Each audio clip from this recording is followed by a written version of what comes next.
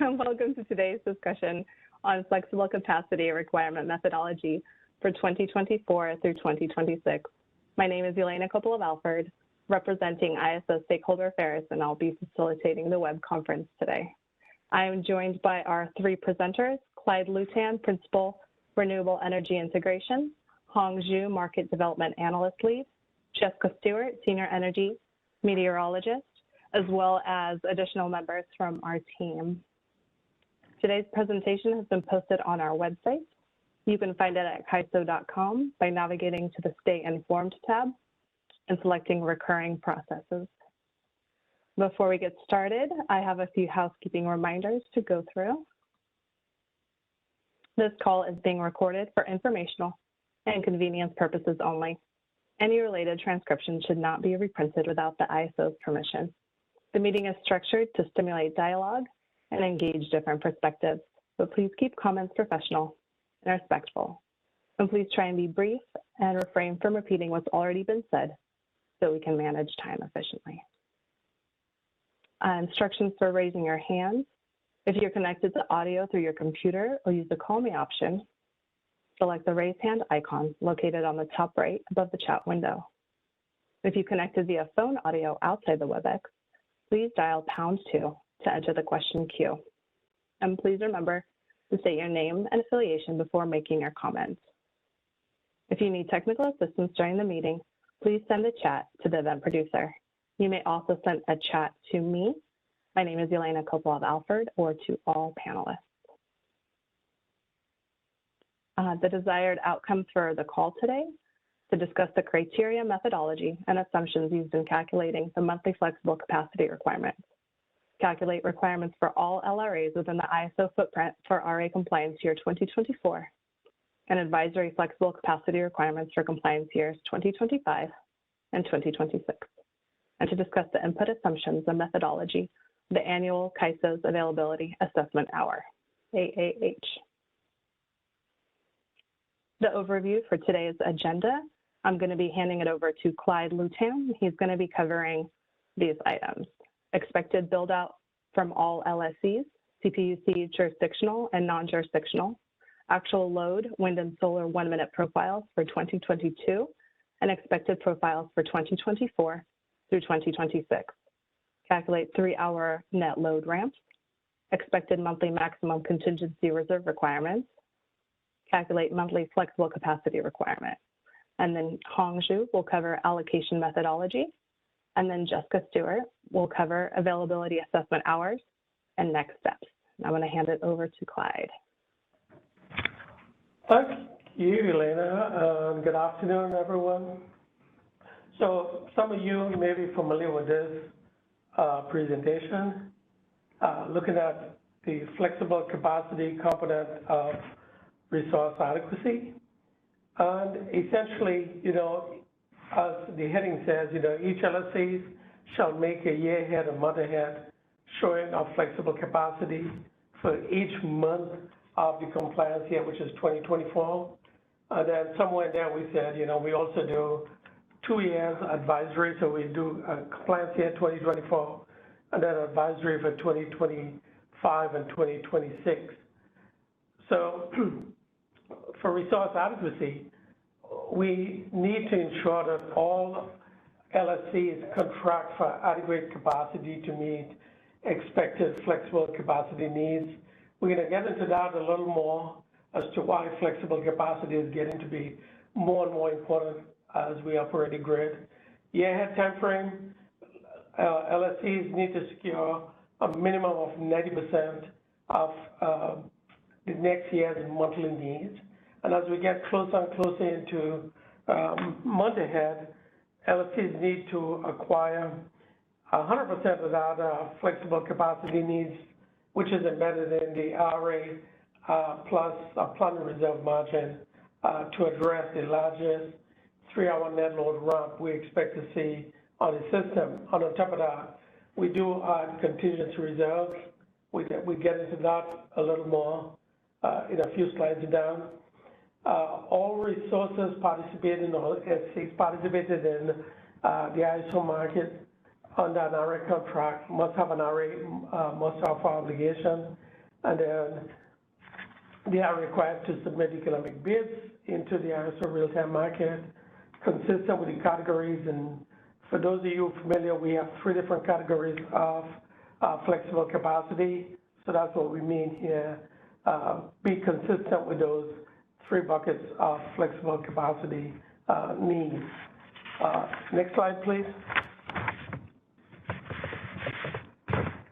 So the first thing that we do, we started this mid-December last year, is we send out requests to schedule coordinators to look at the build-out, LSC's build-out for 2024 through as far as they have data. We also get the existing capacity that was existing in 2022. And the first thing we calculate is the net load profiles. And before you can do the net load profiles for, in this case, is 24 through 26, we need to calculate, look at the generation profile, and that's, a lot of that is based on what's existing and the new renewables that's coming in, onto the grid. We also need to look at the solar profile, the wind profile for those years, and use that to calculate net load. We also said last year we're going to be looking at the impact of curtailments. We only got 1 slide that shows the curtailments. We get into that towards the end of my presentation. Next slide, please. So the last thing we were waiting on is the CEC 1 and 2 hyper forecast. We got that, and this is the link. Anyone that's interested in looking at the CEC's hyper forecast can go through this link. Can we move on to slide 9? Slide 9 looks at the columns that we're going to be using. Essentially, column V. I think we need to update the column just below the first bullet, which is managed net load. Says column U, and then base net load says column U. One of those we need to update. We make that update and get back to you. But essentially, we look at managed net load, column V, to do our analysis. Slide 10. So before we move on to slide 10, are there any questions out there as to what we discussed so far?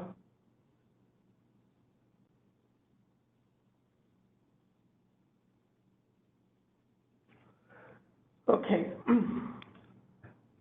So moving along, as I mentioned, we start off looking at the 1-minute actual data for the most previous year, and in this case it's 2022. So we look at 1-minute load, 1-minute wind profiles, 1-minute solar profiles, and we look at the net load. And in this case, if you look at that green, that on the extreme left at top, what we say input, the green curve is actually the net load curve for 2022.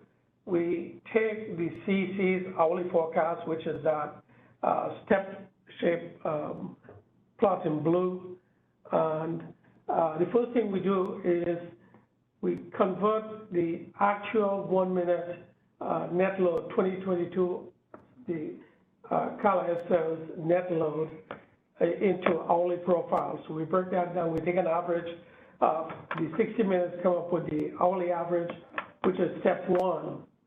And in step 1, you can see the CEC's forecast at the top, in this case, and the hourly forecast, which is the second curve. What we do is we take the difference of those two, which is our purple line at the bottom, and then what we do next is we take that purple line, which is at the bottom, step 2, bottom left, and then we run a smoothing routine to smoothen out that hourly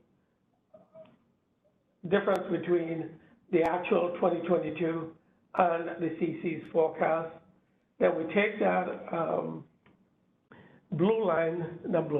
that yellow line, which is, we call that X, which is the difference between, as I said, in step one, we take that difference, and then we add that difference to, thanks, Amba. We add that difference to the actual 2022 1-minute profile to come up with a projected 1-minute 2024, 2025, 2026 CC's load forecast. So just to reiterate, the CC gives us hourly load forecast, and to do this flexible capacity analysis, we convert that into hourly based on the actual 2022 data that we have. Because when we talk about flexible capacity, is really looking at, in this case, a 3-hour ramp, we're looking at the variability we see from minute 1 to minute 180. So with that, are there any questions on this slide?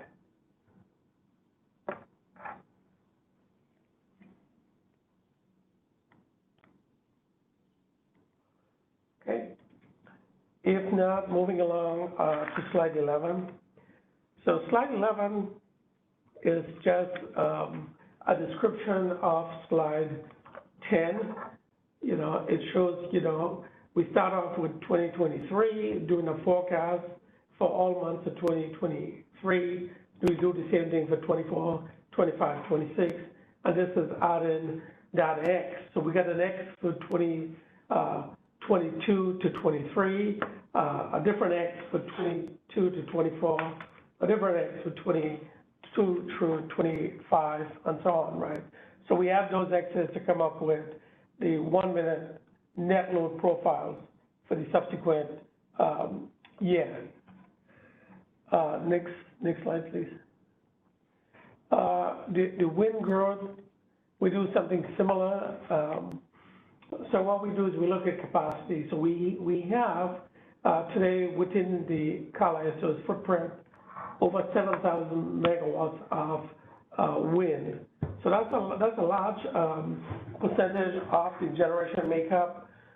So what we do is we scale that based on existing capacity and forecasted capacity. So for instance, for 2023, we'd look at the submittals that we receive from the LSCs by month. We look and see the capacity that's coming in. We look and see what the capacity was in 2022. We use that multiplier for each minute in 2023, and this is, what we discussed in slide 10 and slide 11 to calculate the 1-minute profiles for the wind. We do the same thing for 24, 25, 26, and that's how we get the minute-by-minute wind profiles. Next slide, please.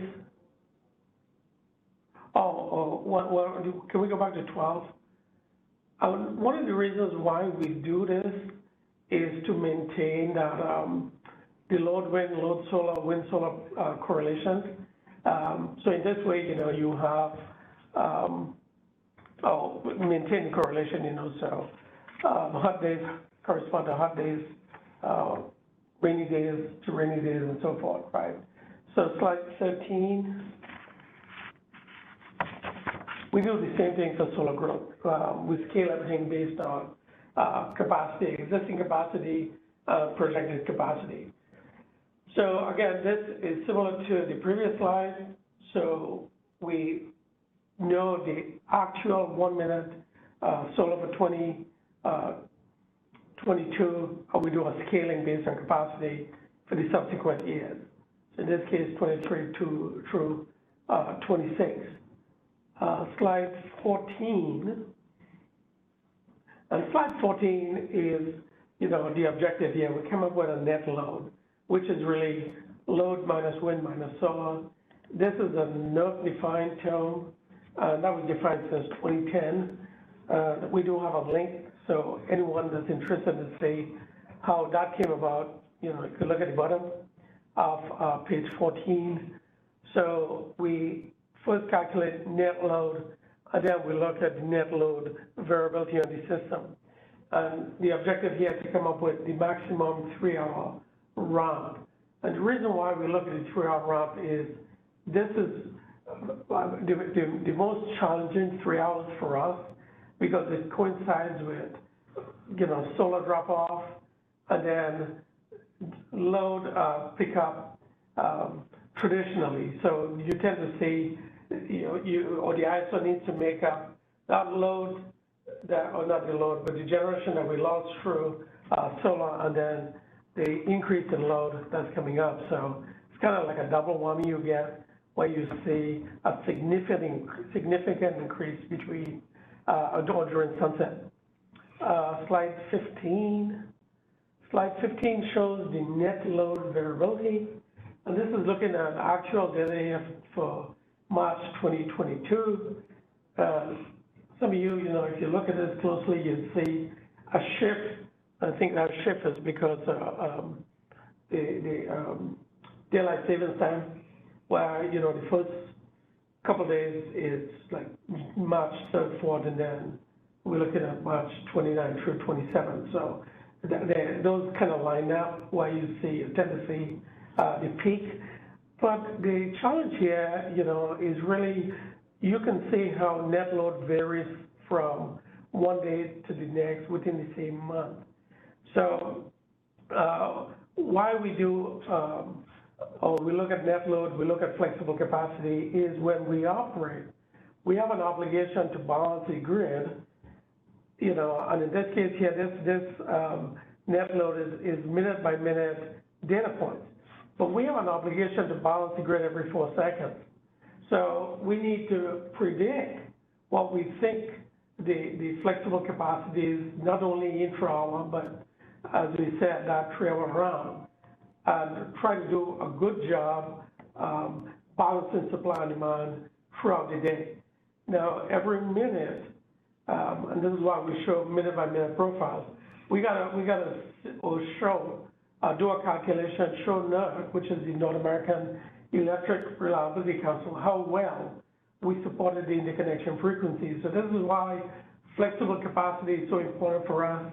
They look at this submittal that we do every month, and they can determine if we really help support the interconnection frequency or lean on the interconnection. So when we talk about flexible capacity, it means a lot beyond what we do here in this analysis and just calculated net load, but it's to really show how well we control the grid on a day-to-day basis, and not only day-to-day, but every 4 seconds within the operating day. So one last thing on this, you can see how challenging it is from one day to the next to forecast net load, right? Because you got to forecast load, wind, solar, and rooftop PV impacts the shape of this curve, and it is a challenge trying to come up with net load from one day to the next. Next slide, please. So this one here shows the actual 3-hour net load ramps, and this is only looking at upward ramps that we saw from 2019 through 2022. And the takeaway from this slide is really, we can see the net load, or the 3-hour net load ramp is increasing.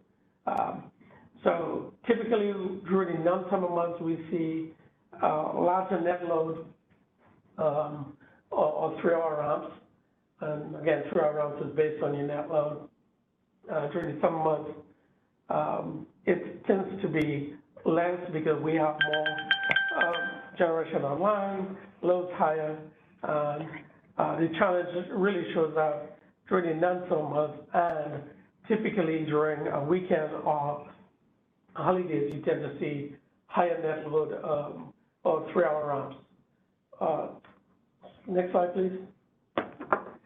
Now, slide 17 shows you, similar to what we're trying to do right now, forecast the 2024 3-hour ramp. So in this case, this was the last one that we did. We looked at, no, we did 2023, but in 2021, we use the 2020 actuals to calculate the ramps, the expected ramps in 2022. So the blue bars is what we had forecasted in 2021 based on 2020 data, which was the full year of load, wind, solar, 1 minute data.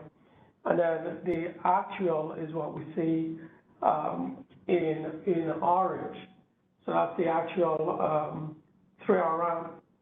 Blue is the forecast. And then I think it was slide 4, slide 5, we had talked about, well, how does curtailment factor into this? So when we do the ramps, it's really difficult ahead of time to forecast when it is we're going to curtail, how much we're going to curtail, which hour, is it going to be for the whole hour or what? So it gets really complicated. So when we do this analysis, we base this analysis, the forecast without curtailments. The actual data is based on curtailments. So actually the blue curve is based on without curtailments. The orange is based with curtailments. And you can see it's pretty close. And if we move on to slide 18, we went back after the fact now and look at the green. And green is the actual curtailment we had each hour in 2022. We look at the megawatt hours, so we can do an average across those every single hour that we did have curtailment. And then when you look at it, this is what the ramp would have been if we did not have any curtailments. As we are talking about curtailments, our expectation is we see a lot more curtailments this year because of the high hydro, and snow melts in March, April, May, and first half of June. So it's going to be challenging, I think, moving forward. With that, I'd like to stop and see if there are any questions on the first 18 slides that we talked about.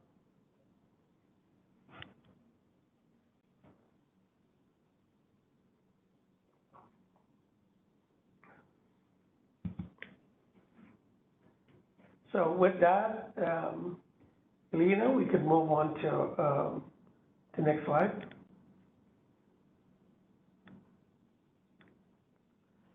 So this slide shows you the actual curtailment by month in 2020 through 2022.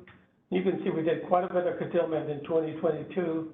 And those curtailments is typically March, April, May, first half of June. As I said, my gut feel is we're going to exceed the curtailment that we saw in 2022. And other things come into play. Last year we did towards the end, we did see a lot of exports, energy exports, from the ISO to the Northwest to EIM participants. So we may or may not see curtailments exceeding what we saw in 2022. As the system is changing. Next slide, please. This is looking at the same data by hours. So when you look at it, we tend to see most of the curtailments is between sunrise and sunset. This is expected. But again, 2022 shows up quite a bit because we did a lot of curtailments in 2022. Next slide, please. So one of the things that comes into play here is contingency reserve. And most of you know, during that 3-hour run, we got to prepare the system such that if we lose a large unit during that 3-hour run, we got to recover the system within 15 minutes, right? So we look at the area control error, we got to recover that within 15 minutes. If not, it comes with a hefty fine from WECC. That hefty fine, the last that I saw it could be up to 3 months of excess reserve that we'll have to carry, if we fail one of these. We call it a disturbance control standard. So we got to make sure we have enough contingency reserve to meet that during a ramp. So we cannot really use contingency reserve to meet the ramps. This is why flexible capacity is important now. And during, as we talked during the middle of the day when we showed the net load profile, how important it is to balance the needs intra as well as, during the evening 3-hour ramps. Now, one of the things that I wanted to chime in, flexible capacity started to become, it started out in the West, the other states now started to see it. Now, NERC started to pay close attention to the need for flexible capacity. They will be coming up with 2 new standards that we need to operate to. In the past, we typically looked at peak demand, and if you have enough capacity to meet peak demand, then the assumption was everything was fine. Now we found out with a lot of renewables, the intra-hour movement or ramp, the existing fleet may not have the ramp rate or the flexible capacity needs of the system. This is why these 2 standards we're looking at now is not only going to look at capacity, but it's going to be looking at the energy needs intra-hour. So we're not sure yet if we're going to be looking at 5 minutes or how often we're going to be looking at that. But again, flexible capacity, now a lot of other states with renewables starting to see this is very important. And with this new standards, we got 2 people from the West that's in the NERC work group looking at this. One guy is from WECC, and I'm the second person that's going to be working on these standards from the West. Next slide, please. Next slide shows you how we calculate flexible capacity. We look at the 3-hour monthly ramp max. One point here is when we look at the 3-hour ramp, we do not necessarily pick the max. What we do is we go back and eyeball or look at the maximum ramp. And if we see a data point that's out of whack, and we do not have a second or a third data point that's close to that first one, we exclude the highest ramp that we see. Because sometimes you can have data abnormalities, and we try to screen or make sure that the data we're looking at or the max 3-hour ramp really reflects what we expect to see. Then we look at the most severe single contingency, which is that second term, that's at max MSSC. We take 3.5% off that, which is really covers the contingency reserve. And since we started this analysis, we never looked at the epsilon. So it's basically the 3-hour ramps plus the maximum most severe single contingency is what we look at to do this calculation. So this is the 2 sets of numbers that we post on a monthly basis, the 3-hour ramp, and then the second set of numbers is the total flexible capacity needs by month. Next slide, please. This slide here is an important slide in that it shows the actual 3-hour ramps in blue that we saw or the monthly ramps that we saw in 2022. And you can see what's happening now. And we talked about this last year and I think the year before. The 3-hour ramps is not evenly distributed. The 3-hour ramps, if you can look, some of these months is over 50%, or the 1-hour ramp is over 50% off the 3-hour ramp. And again, the point here is we got to make sure we have enough flexibility in the committed fleet to meet these ramping requirements. So it's becoming more of a challenge, and hence, you can see ramps, 1-hour ramps in excess of 8,000 megawatts, which is a lot of energy to move in an hour. So takeaway from this slide is the 3-hour ramp is not evenly distributed. And then again, we got to make sure, as I said, we have enough flexibility. We got to make sure that the ramping capability of the fleet is enough so that we could meet that 1 hour ramp within the 3 hour ramps. And again, this 1 hour ramp is the actual 1 hour ramp we saw within the 3 hour ramp. So it's pretty challenging, you know, when you look at it that way. I'd like to pause right here and see if there are any questions.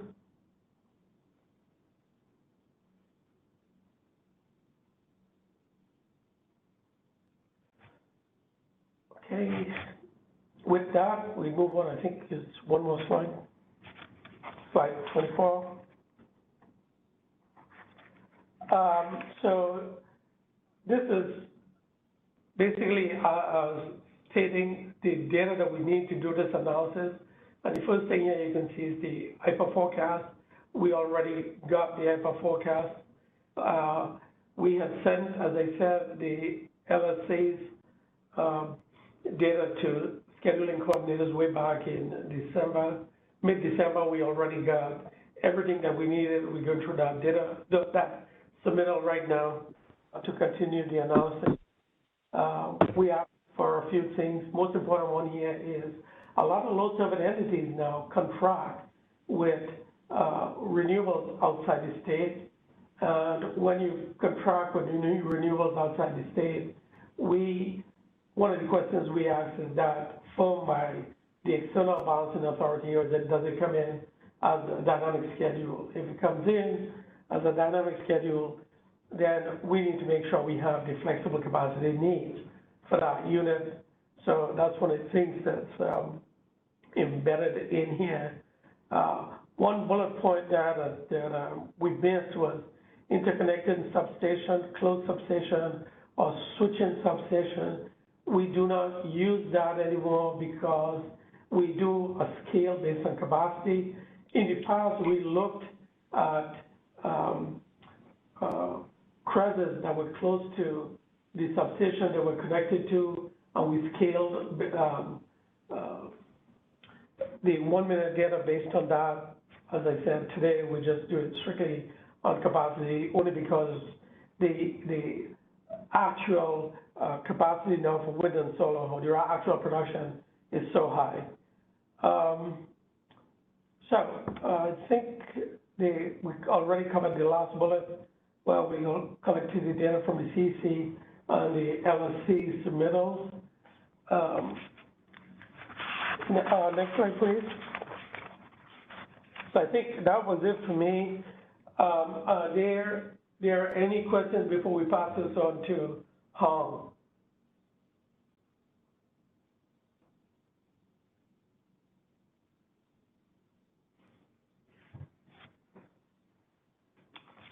Okay, so Hong, it's all yours.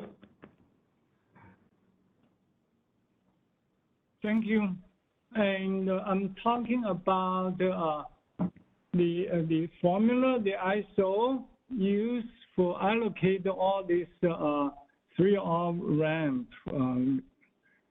Then the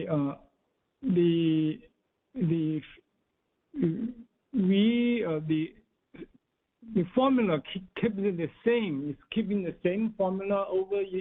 We have used it for last 2 years, probably 3 years.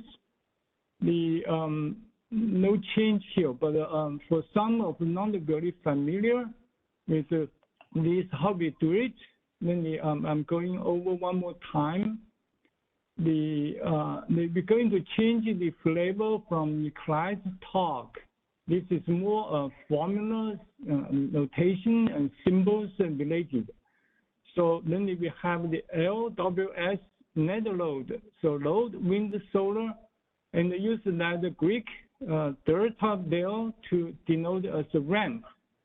So the delta L is what the delta NL net load ramp is what the focus here. So the net load ramp is composed of load ramp minus wind ramp minus solar ramp. So then we have this notation of 2024, that's the load ramp for next year, the estimated load ramp. Then we doing this allocation to each LSE or SC. So we use that subscript for the allocation. So then we have the reserves. Then we have this peak load ratio from CC. Then the math symbol is summation.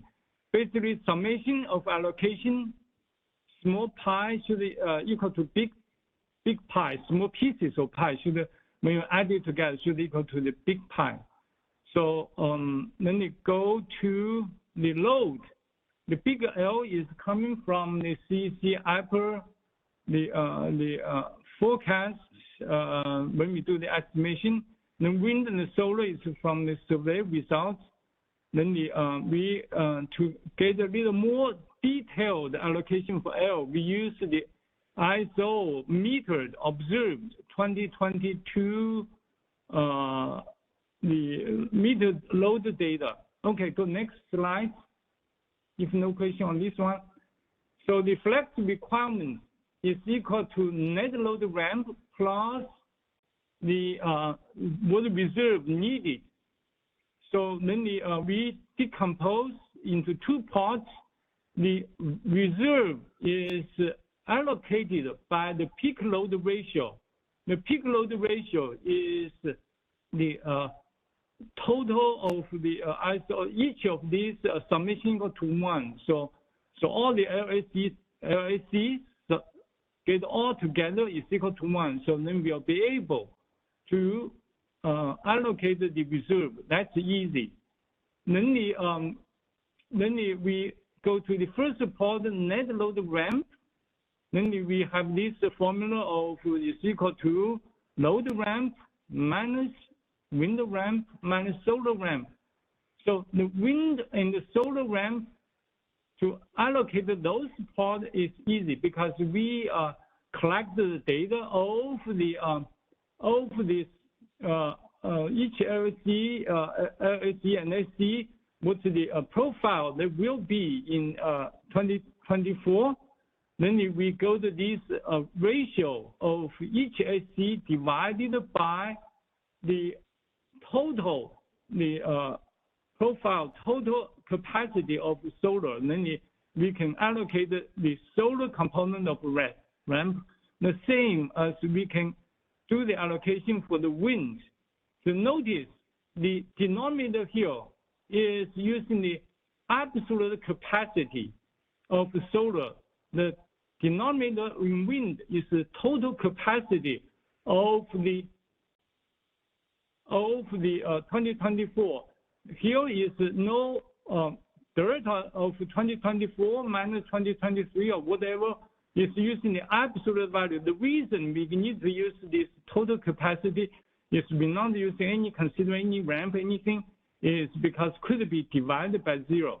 The same formula could use for the load. We use during the ramp, what each LSE, what the load is, then we can allocate the load ramp. But that formula is a little biased towards some LSEs. Then we got a refinement of not using the absolute load for that ramp period, of estimated ramp period. Then we use a little of further decomposition of what the load could be. Then you go to the next slide, please. Or put this. Any questions for the first previous slide? Okay. So if not, so then you see the instead of not like the wind and the solar, simple proportion of the capacity of wind capacity of each LSC's capacity over the system capacity. We do this further decomposition. We just doing what has been observed in last year of each and every LSC of what's their load ramp. So if the load ramp is negative for that period we are using, then they get the credit carried over. Then we have to use the for the remaining part of the 2024 ramp, estimate ramp minus the 2022 observed ramp. For that ramp, we have to use some absolute value guarantee. The denominator is non-zero and is non-negative. So this is a little refinement to give the credit for the first part is what observed LSC has been in last year, was in last year. Then if we do this decomposition of what the load will be for estimated load ratio for the remaining part of the difference between 2024 estimated and 2022 observed. So we in the denominator division, we have to use something guaranteed away from zero or negative. So this is the a formula designed for give the credit for some LCs to be able to control the ramp, and then this is a fair allocation, and for the then if we sum all these each LCs together for load, for wind, for solar, and for reserve, then we can do the allocation. So this is has been applied 2 years and 3 years. Then the I would say it's successful. It's good formula to use.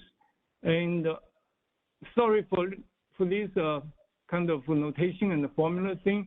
But if you have a question, let me know.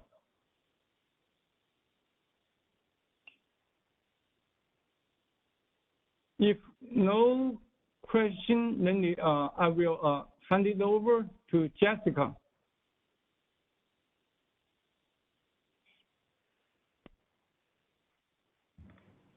All right, so just going over quickly how the ISO accounts for renewables to determine the flexibility needs. So we use the maximum ramp across the 3-hour period. As Clyde talked about, went into detail about the 3-hour net load ramp.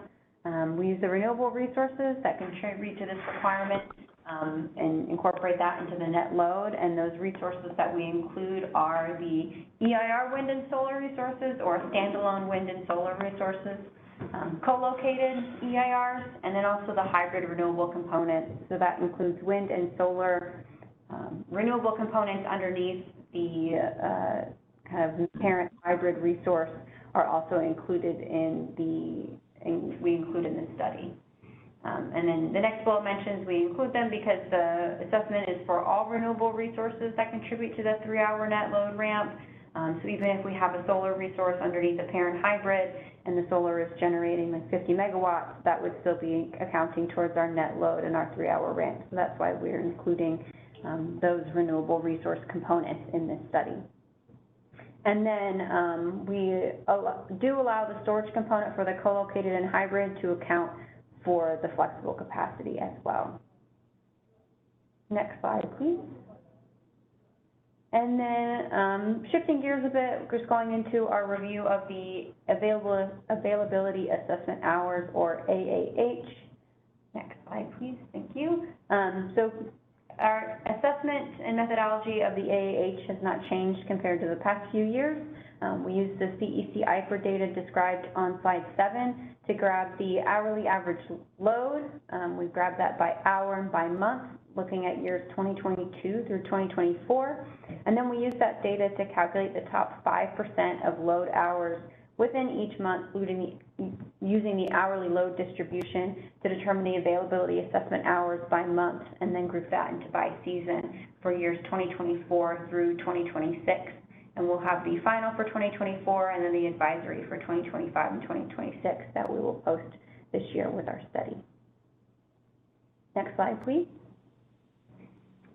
All right, so just going over some of the key information that we've already obtained from stakeholders and the data that were needed for the study. We published a market notice for our survey data in December and then again in early January, and that survey data was due on January 15th of this last year, so we have all of our surveys accounted for and have begun compiling and going through the survey results that we've received from all of the LSEs. And then the CEC's hourly IPR forecast was finally posted on February 3rd, a few days ago, so we have all the data that we need to go ahead and move forward with beginning our analysis of the study. Next slide, please. And then our next steps, today is our stakeholder call on the methodology for FlexRA. Comments are due in 2 weeks on February 21st. And then on April 12th, we will be having our stakeholder call on the preliminary results for the flexible capacity and availability assessment hours for 2024, should say 2025 and 2026.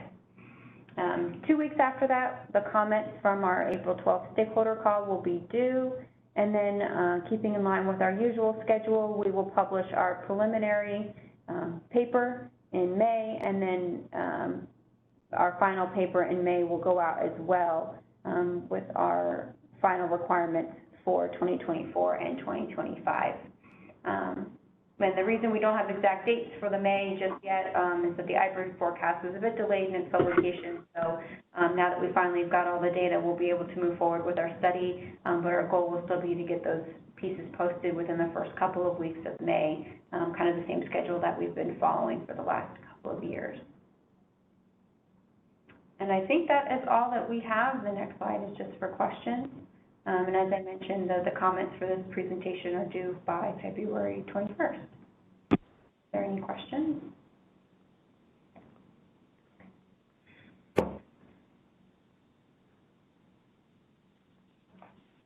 Okay.